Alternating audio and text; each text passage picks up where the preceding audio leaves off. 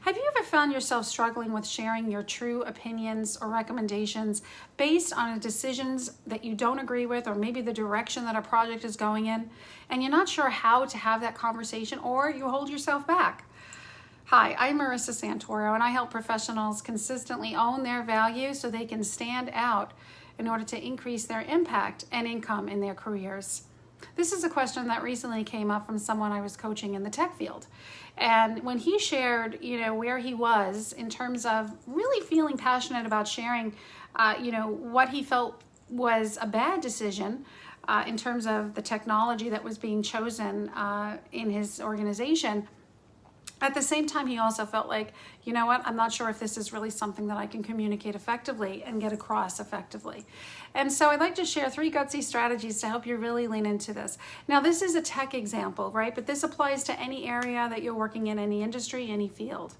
So in his case, what we started with, gutsy strategy number 1, is really stating the why.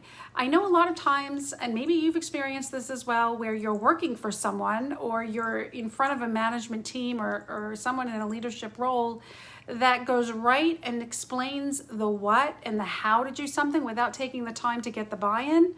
Right? And I, if you've been in those shoes, you know how relevant that is, right? We need to be sold to in order to be engaged. We need to understand why we're doing something before we actually do it. The same thing applies to you, whether you are in an official leadership role or, unofficial. It's about demonstrating leadership. So you want to really lean into the why before talking about the what and the how. But the one thing I do want you to really weave in, and this is strategy number 2, is metrics. Right now, in his case, he spoke to the costs behind the rising costs behind the technology that no one was looking at. So he went into the vendor maintenance costs. He went into the user subscription and licensing costs. He went into the cost to the hardware and the time to support the system, the time that was taking away from other opportunities for the team and projects that they could be working on. So these were real hard and fast metrics that he can weave into the why.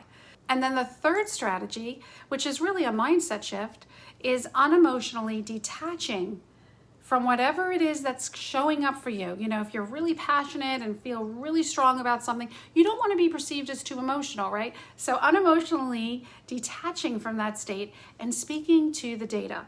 In other words, let the data speak for itself. Let the data do the storytelling.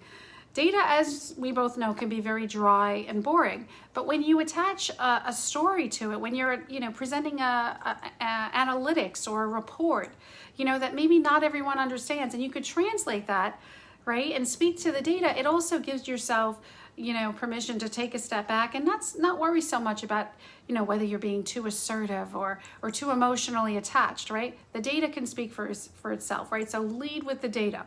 Well, I hope this was helpful for you to apply in your career shoes. All right, I'll talk to you soon.